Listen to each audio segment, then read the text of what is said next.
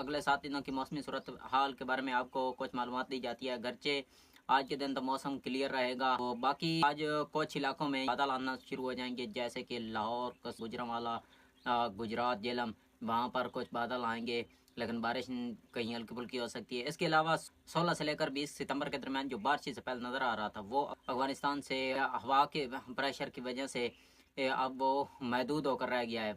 पटवार के इलाके, इस्लामाबाद, पिंडी, इसके अलावा जेलम, गुजरात, वहाँ पर बारिश होने के इम्कान आते हैं। कश्मीर के जनूबी हिस्सों यानी कि कोटली, मीरपुर पर भीमर, यहाँ पर बारिश होने के इम्कान आते हैं। इसके अलावा हरीपुर, खैबर पख्तूनख्वा के पिशावर, मर्दान, सवाबी, नौशेरा, यहाँ पर बारिश होने के इम्कान हैं।